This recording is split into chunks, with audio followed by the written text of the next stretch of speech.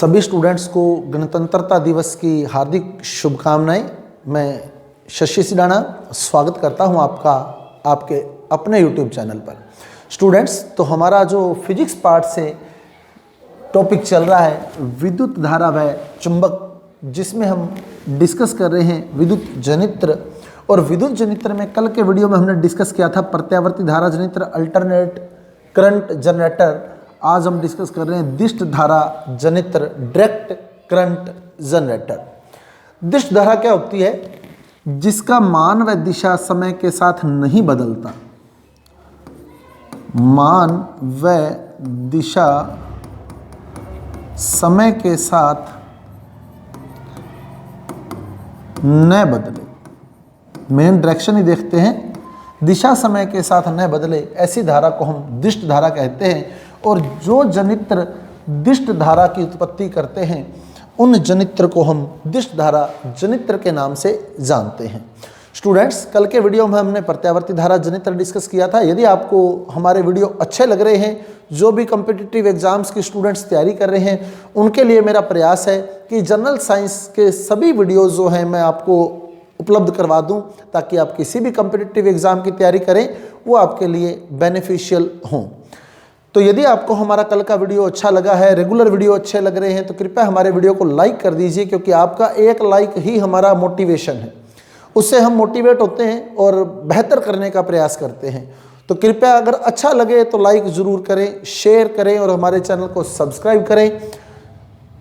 अब बात करते हैं हम दिष्ट धारा जनित्र की, डायरेक्ट करंट जनरेटर की। दिष्ट धारा जनित्र भी फ्लेमिंग के दाएं हाथ के नियम से ही धारा की दिशा को बताएगा। फ्लेमिंग का दाएं हाथ का नियम, कल भी हमने डिस्कस किया था, फ्लेमिंग का दाएं हाथ का नियम। अब आप देखें, मैं एक बार स्ट्रक्चर क्लियर कर दूं दिष्ट धारा जनित्र की। तो दिष्ट धारा जनित्र में भी प्रत्यावर्ती धारा जनित्र की तरह भारी नाल चुंबक, जिसका एक ध्रुव N और दूसरा ध्रुव S है, इसके बीच आर्मेचर लगा है। आर्मेचर जिस पर तांबे के तार लपेटकर कुंडली तैयार की हुई है। यह आर्मेचर हो गया A, B, C, D। Armature की एक भुजा कम्यूटेटर से C1 कम्यूटेटर 1, विभक्त वलय बोलते हैं इसको हिंदी में, विभक्त वलय। और आर्मेचर की दूसरी भुजा C2 दूसरे कम्यूटेटर से जुड़ी हुई है। ये C1 और C2 हो गए, C1 और C2। C1 और C2 जो हैं वो कम्यूटेटर हैं, विभक्त वलय हैं, यानी वलय को विभाजित किया हुआ, विभक्त वलय बोलते हैं, विभक्त वलय। जैसे ये वलय है, वलय को काट दे तो दो कम्यूटेटर बन गए, एक कम्यूटेटर ये हो गया, दूसरा कम्यूटेटर ये हो गया। तो ये कम्यूटेटर बन जाते हैं वलय को विभक्त करने के बाद। अब वहाँ फर्क क्या था प्रत्यावर्ती धारा जनित्र में? प्रत्यावर्ती धारा जनित्र में जो मेन डिफरेंस था कि उसमें विभक्त वलय के स्थान पर सर्पी वलय लगे हुए थे, पूरे वलय लगे हुए थे। वहाँ क्लियर कर दूं आपको मैं वो डायग्राम भी वापस, जो हमने कल तैयार किया था। तो ये आर्मेचर था, ये N, ये S, armature A, B, C, D। इसका एक सिरा जो था वो कम्यूटेट सर्पी वलय से, अब ये सर्पी वलय थे, यहाँ ये सर्पी वलय थे, और ऐसे एक और सर्पी वलय था, दो सर्पी वलय लगे हुए थे उसमें। प्रत्यावर्ती धारा जनित्र में दो सर्पी वलय लगे होते हैं और दिष्ट धारा जनित्र में यहाँ कम्यूटेटर लगे होते हैं। तो एक भुजा सर्पी वलय S1 से और दूसरी भुजा सर्पी वलय S2 से जुड़ी होती है। तो वहाँ जो आर्मेचर की भुजाएं थी वो सर्पी वलय S1 और S2 से जुड़ी होती हैं, S1 और S2 से जुड़ी होती हैं। और यहाँ दिष्ट धारा जनित्र के अंदर सर्पी वलय के स्थान पर विभक्त वलय होते हैं। बाकी सारा प्रोसेस वही है। बाहर जो होंगे यहाँ ब्रशेज लगे होते हैं, C2 के साथ यहाँ ब्रश B2 जुड़ा हुआ है, ये हो गया ब्रश B2, और C1 के साथ ब्रश B1 जुड़ा हुआ है, ये हो गया ब्रश B1। और ब्रश B1 और B2 से ही आगे लोड जुड़ा होता है। जो भी युक्ति हम चलाना चाहते हैं, चाहे वो बल्ब है, चाहे वो पंखा है, वो B1 और B2 से बाह्य परिपथ में जुड़ा होता है। ऐसे ही यहाँ S1 के साथ ब्रश B1 जुड़ा हुआ था और S2 के साथ ब्रश B2 जुड़ा हुआ था और B1 और B2 को आगे हमने लोड के साथ जोड़ा हुआ था। तो ये प्रत्यावर्ती धारा जनित्र और दिश धारा जनित्र में मेन डिफरेंस है कि दिश धारा जनित्र में जहाँ कम्यूटेटर का यूज होता है, वहाँ प्रत्यावर्ती धारा जनित्र में सर्पी वलय का यूज होता है। S1 और S2 का बाकी की प्रोसेसिंग जो है वो बिल्कुल सेम है। अब देखो होगा क्या, सेम वही बल लगेगा। फिर देख लें, कल भी हमने क्लियर किया था कि जब हम आर्मेचर पर बल लगाएंगे, जैसे ये मान लें आपका आर्मेचर है ABCD, अगर हम AB को ऊपर की ओर करते हैं तो CD नीचे की ओर जाएगा। क्लियर? AB अगर ऊपर की ओर आ रहा है तो CD नीचे की ओर जाएगा। तो प्रथम घूर्णन जो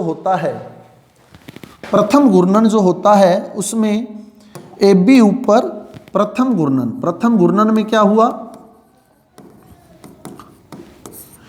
AB पर बल लगा, AB पर बल किधर, ऊपर की ओर, और CD पर बल नीचे की ओर। AB पर बल लगा ऊपर की ओर और CD पर बल लगा नीचे की ओर। तो AB ऐसे बाहर की ओर आ रही है और CD ऐसे अंदर की ओर जा रही है। फिर क्लियर कर ले, ये ABCD, तो जब इसको घुमाएंगे हम लोग, तो अगर AB ऊपर की ओर आ रहा है, बाहर की ओर आ रहा है, तो CD अंदर की ओर जा रहा है। क्लियर? तो प्रथम घूर्णन में यही होता है, AB पर बल ऊपर और CD पर बल नीचे की ओर लगता है और चुंबकीय बल रेखाओं की जो दिशा होती है वो N से S की ओर होती है।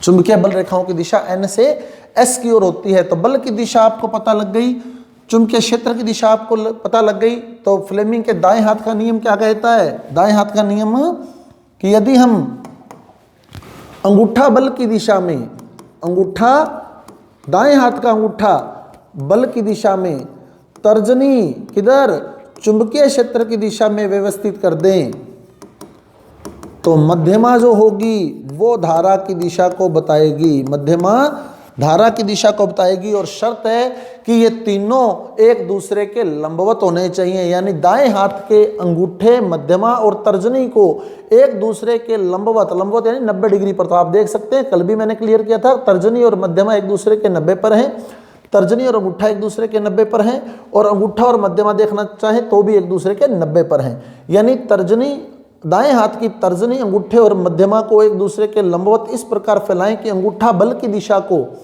तर्जनी चुंबकीय क्षेत्र की दिशा को बताए, तो मध्यमा धारा की दिशा को व्यक्त करेगी। अब AB किधर आ रहा है? बाहर की ओर। चुंबकीय बल रेखाएं किधर है? N से S की ओर। तो अब आप अपनी फिंगर जो है वो व्यवस्थित कर दीजिए, तर्जनी रख दीजिए चुंबकीय क्षेत्र की दिशा में यानी N से S की ओर, तर्जनी चुंबकीय क्षेत्र की दिशा में यानी N से S की ओर। अंगूठा बल की दिशा में, बल AB किधर आ रहा है? बाहर की ओर, तो अंगूठा मेरा बाहर की ओर है, तो जो मध्यमा है वो धारा की दिशा को बता देगी, यानी धारा जा रही है A से B की ओर, धारा जा रही है A से B की ओर। तो आप क्लियर कर सकते हैं वापिस, AB ऊपर की ओर आ रहा था, बाहर की ओर आ रहा था, तो अंगूठा बाहर की ओर है। तर्जनी चुंबकीय क्षेत्र यानी N से S की ओर है, तो जो हमारी मध्यमा है वो धारा की दिशा को बता रही है, यानी इस समय जो धारा जा रही है वो A से B की ओर जा रही है, यानी वो धारा करंट जो है वो यूं जा रहा है A से B की ओर। तो अगर आप मध्यमा की दिशा देखते हैं तो वो धारा की दिशा को बताएगी। अब CD पर बल लगा किधर? नीचे की ओर, तो अंगूठा कर दे नीचे की ओर यानी अंदर की ओर। CD नीचे की ओर जा रही थी, तो अंगूठा नीचे की ओर यानी अंदर की ओर कर दें। तर्जनी को चुंबकीय क्षेत्र यानी N से S लगा दें, तो मध्यमा धारा की दिशा में, धारा की दिशा को बताएगी। तो इस बार मध्यमा किधर है? नीचे की ओर, यानी धारा जा रही है C से D में, धारा जा रही है C से D में। तो यानी अब जो धारा की दिशा आई आपके पास, धारा किस दिशा में चली? ABCD, ABCD, तो धारा की डायरेक्शन ये है, यूं ABCD में धारा चल रही है, ऐसे ABCD की ओर। और धारा हमेशा प्लस से माइनस की ओर जाती है, इसका मतलब कम्यूटेटर 1 प्लस है कम्यूटेटर 2 माइनस का काम कर रहा है, कम्यूटेटर 1 प्लस का और कम्यूटेटर 2 माइनस का काम कर रहा है। तो अब कम्यूटेटर 1 से C1 से C2 जा रही है धारा, आंतरिक परिपथ में C1 से C2 की ओर जा रही है धारा। अब बहुत ही इंपॉर्टेंट बात है, अब 2017 या 18 में पटवारी का पेपर हुआ था एक, उस पेपर में इससे क्वेश्चन आया था। वो क्वेश्चन मैं आपको आज क्लियर कर दूंगा कि क्या क्वेश्चन था। और बहुत से स्टूडेंट्स के मेरे पास फोन आए थे कि सर जो आंसर की जारी हुई है उसमें वो आंसर ये बताया हुआ है, वो आंसर गलत होना चाहिए, लेकिन वो बिल्कुल सही आंसर था, वो आपको मैं क्लियर कर दूंगा। बहुत से स्टूडेंट्स ने तब मेरे से क्वेरी की थी कि सर वो आंसर जो है वो गलत है, लेकिन वो आंसर बिल्कुल करेक्ट था, एकदम सही आंसर था वो पटवारी का जो जारी किया गया था आंसर शीट के अंदर। वो अब आपको क्लियर होने वाला है आज वो प्रश्न, तो अंत तक बने रहिएगा, बहुत ही इंपॉर्टेंट बात आपके सामने निकल कर आने वाली है। तो धारा जा रही है ABCD की ओर, यानी इस समय C1 प्लस और C2 माइनस है, धारा जा रही है C1 से C2 की ओर आंतरिक परिपथ में। ये आंतरिक परिपथ में धारा किधर से किधर जा रही है, C1 से C2 की ओर जा रही है। C1 किसके कॉन्टेक्ट में, B1 के, अतः यहाँ B1 प्लस हो गया, और क्योंकि C1 प्लस था तो B1 भी प्लस हो गया। C2 किसके कॉन्टेक्ट में, B2 के, क्योंकि C2 माइनस था तो B2 भी माइनस हो गया। तो धारा जाती है परिपथ बाह्य परिपथ में प्लस से माइनस की ओर। अब B1 प्लस है तो बाह्य परिपथ में धारा जाएगी B1 से B2 की ओर, क्योंकि इस समय B1 प्लस है और B2 माइनस, तो बाह्य परिपथ में धारा जा रही है किधर, B1 से B2 की ओर। तो बाह्य परिपथ में धारा है किधर, B1 से B2 की ओर। तो ये हमारा सिस्टम आ गया प्रथम आधे घूर्णन के अंदर, ये प्रथम घूर्णन आ गया। क्लियर। आंतरिक परिपथ में धारा C1 से C2 की ओर, बाह्य परिपथ में धारा B1 से B2 की ओर। अब आप देखें, जब हम लोग कुंडली घूमेगी, जब कुंडली घूर्णित होगी, तो वापस क्लियर कर लें उसको कि कैसे घूर्णित होगी कुंडली। अब ये A था, ये B था, ये A B C D, अब ये पहला घूर्णन हो गया, तो अब D C B A बन गया। क्लियर। ये A B C D जब घूम जाएगा तो CD इधर आ जाएगा, यानी जब ये घूर्णित हो जाएगी, फिर क्लियर कर ले, कल भी हमने ये डिस्कस किया था, जब ये घूर्णित हो जाएगी तो AB जो होगा, पहले AB ऊपर की ओर आ रहा था, CD नीचे की ओर जा रहा था, अब CD इधर आ गया, CD इधर आ गया, तो अगले घूर्णन में क्या होगा, CD ऊपर आएगा, AB नीचे जाएगा, CD ऊपर आएगा, AB नीचे जाएगा, यानी कुल मिला के CD इधर आ जाएगा, CD इधर आ जाएगा। तो देखिए अपने दूसरा आधा घूर्णन क्या होगा, ये N है, ये S है, NS हो गया, ये आर्मेचर हो गया आपका, ये आर्मेचर पहले जुड़ा हुआ था C1 से, ये वाला हिस्सा C1 से, और ये वाला हिस्सा C2 से। C1 आगे जुड़ा हुआ था किससे, ब्रश B1 से, और C2 जुड़ा हुआ था किससे, ब्रश B2 से। तो ये था ब्रश B1 और ये था ब्रश B2, और ये ब्रशेस जो थे वो बाह्य परिपथ में लोड से जुड़े हुए थे। और ये चुंबकीय क्षेत्र होता है N से S की ओर, और ये सिरा था A B C D, ये प्रथम स्थिति थी जिसमें हमने पढ़ा कि धारा की दिशा रही A B C D, ये धारा की दिशा रही, यानी धारा चली यूं, यानी ये C1 प्लस रहा, C2 माइनस रहा, C1 प्लस और C2 माइनस, और धारा जो होती है प्लस से माइनस की ओर जाती है, यानी C1 से C2 की ओर जाएगी किधर, आंतरिक परिपथ में, आंतरिक परिपथ में। अब C1 किसके कॉन्टेक्ट में था, B1 के, तो B1 भी प्लस हो गया क्योंकि C1 प्लस था। C2 किसके कॉन्टेक्ट में था, B2 के, तो B2 माइनस हो गया, और बाह्य परिपथ में धारा जाएगी प्लस से माइनस, यानी B1 से B2 की ओर। तो बाह्य परिपथ में धारा बही किधर, B1 से B2 की ओर, ये बाह्य परिपथ में था, ये प्रथम आधा घूर्णन था। अब हुआ क्या, प्रथम आधे घूर्णन के बाद, प्रथम आधे घूर्णन के बाद ये बदल गए, प्रथम आधे घूर्णन के बाद ये डायरेक्शन चेंज हो गई, यानी क्या बना हमारे पास, यहां D आ गया, यहां C, यहां B और यहां A, ये N, ये S। अब होता क्या है, यहां जो बड़ा चेंज आता है, जैसे ही आर्मेचर घूमता है, कुंडली घूमती है, ठीक उसी समय कम्यूटेटर भी अपना स्थान बदल लेते हैं, यानी C2 चला जाता है B1 के कॉन्टैक्ट में और C1 आ जाता है B2 के कॉन्टैक्ट में। तो जब ये कुंडली घूमती है तो ये C1 और C2 भी अपना स्थान बदल लेते हैं, यानी C2 आ जाता है इस साइड और C1 आ जाता है इस साइड। ये बहुत ही इंपॉर्टेंट बात है।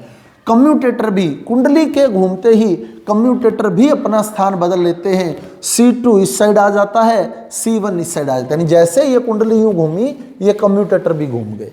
क्लियर। अब C1 आ गया किसके कॉन्टैक्ट में? B1 के कॉन्टैक्ट में। C2 B1 तो इधर ही रहेगा, ब्रशेज तो इधर ही रहेंगे, ये ब्रश जो होते हैं कार्बन के बने होते हैं। तो B1 आ गया किसके कॉन्टैक्ट में? C2 के कॉन्टैक्ट में। और C1 आ गया किसके कॉन्टैक्ट में? B2 के कॉन्टैक्ट में।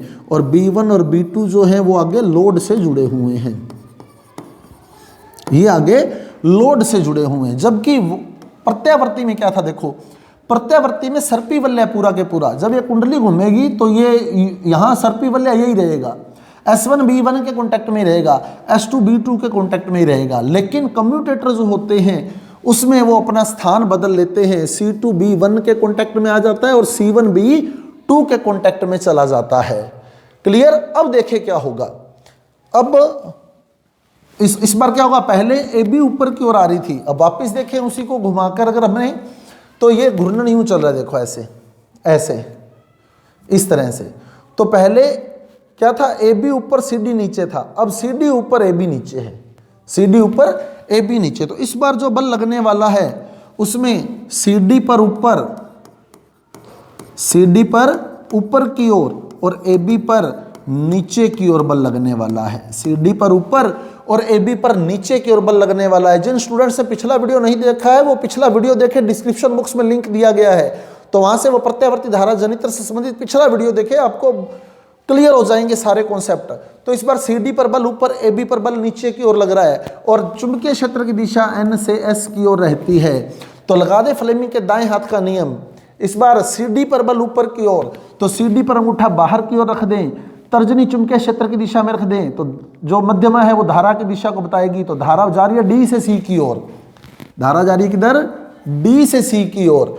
और उसमें AB पर बल नीचे की ओर, तो अंगूठा कर दे नीचे की ओर, अंदर की ओर, और चुंबकीय क्षेत्र की दिशा में रख दे तर्जनी N से S की ओर, तो मध्यमा जाएगी धारा की दिशा में। तो धारा आ रही है किधर? B से A की ओर। तो यानी इस बार धारा की दिशा हो गई DCBA। पहले क्या थी? ABCD, इस बार क्या हो गई?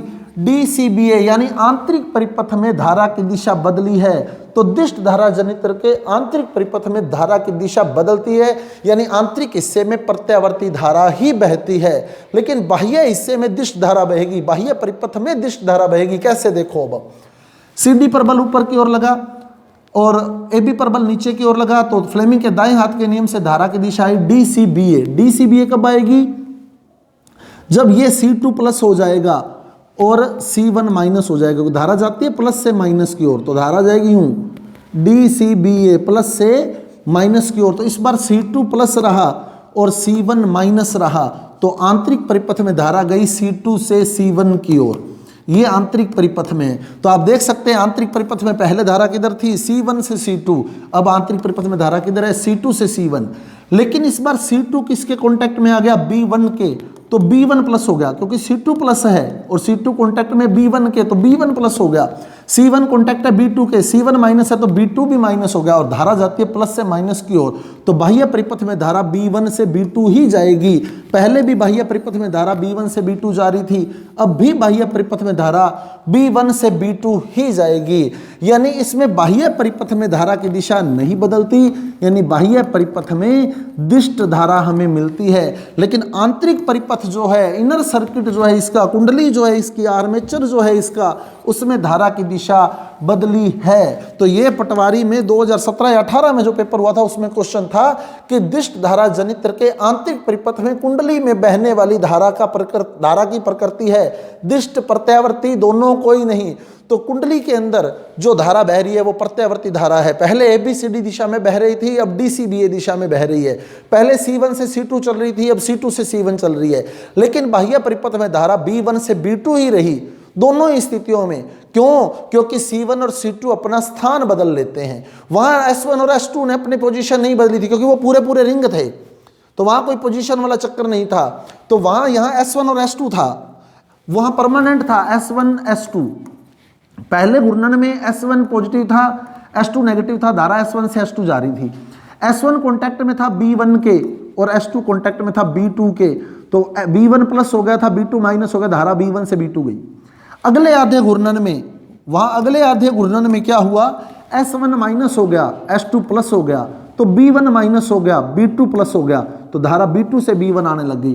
तो वहां आंतरिक परिपथ में भी धारा बदली थी, पहले S1 से S2, बाद में S2 से S1, और बाह्य परिपथ में भी धारा बदली थी, B1 से B2, फिर B2 से B1। लेकिन यहाँ आंतरिक परिपथ में तो धारा बदली, एक बार C1 से C2 गई, अगली बार C2 से C1 आई, लेकिन बाह्य परिपथ में धारा की दिशा में कोई परिवर्तन नहीं हुआ, यानी बाह्य परिपथ में हमें दिष्ट धारा प्राप्त होती है।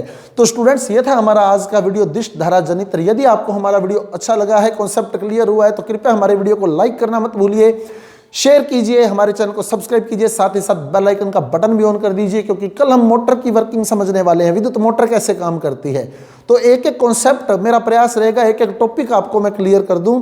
तो लाइक जरूर कीजिएगा, आपका लाइक ही हमें मोटिवेशन देता है और हम आगे और बेहतर करने का प्रयास करते हैं। तो मिलते हैं अगले वीडियो के साथ, धन्यवाद।